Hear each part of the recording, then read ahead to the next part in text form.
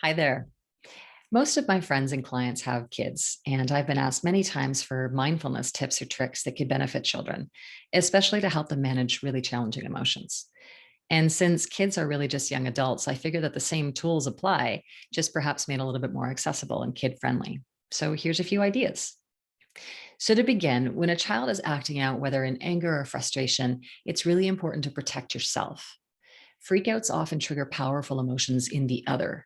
So, in this case, the parent, which definitely doesn't help because energy perpetuates energy, which is part of the reason that a trigger happens in the first place. And recognize that as much as you may think that the reason the child is upset is ridiculous, their emotional response feels very real to them. They haven't learned how to self regulate yet, and they're simply acting out the feelings that are inside of them.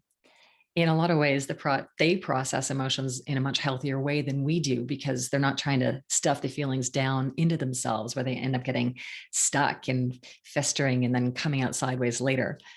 But I digress. This isn't about grown-ups. So kids, like all people, have a fundamental need to be seen, heard, validated. And sometimes just acknowledging that the child is upset could go a long way to calming them down. So something like, hey, buddy, you're clearly really upset about something. Do you want to tell me about it?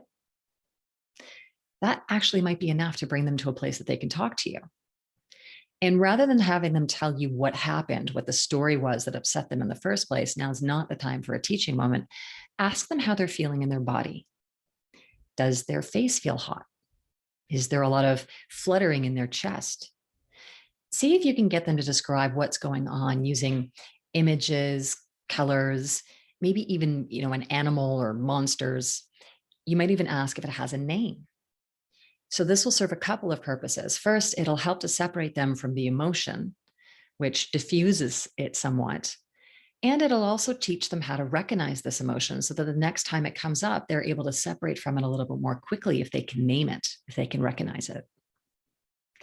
If they're in full tantrum mode and not ready to hear you talk, try doing some jumping jacks or jogging on the spot next to them.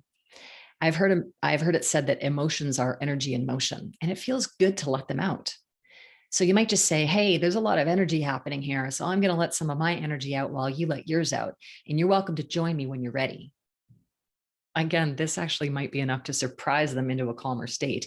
And then if they do join you, it'll help them move the emotion through more quickly. And then once they're calmer, you can circle back to ask them to describe what's going on inside of them, how are they feeling. When people are triggered and experiencing extreme emotions, what happens is literally our reptilian brain hijacks our smarter brain. So there's no point in trying to reason at that point.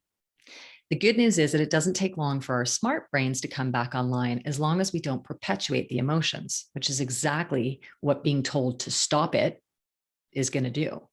Remember the last time someone told you to calm down or relax when you were uptight? Exactly. So, one of the ways that we can get a child and frankly ourselves to get back online more quickly is to concentrate on some focused task like counting. You could say, let's count together from 1 to 10, or backwards from 10 to 1, or up to 20 in threes, depending on what might be just challenging enough for the child to focus on, but not so challenging that it then gets frustrating and causes a whole other fit. It could also be an awareness exercise. So something like, let's see if we can notice in this room 3 things that start with the letter B. Anything that actually brings them into this moment. And that is mindfulness. And then once everybody is breathing normally again and all the reptile brains have gone back to their caves, you can go back to parenting with a much more receptive little learner. So that's my 2 cents on a couple of tools that might be useful. I hope it was helpful.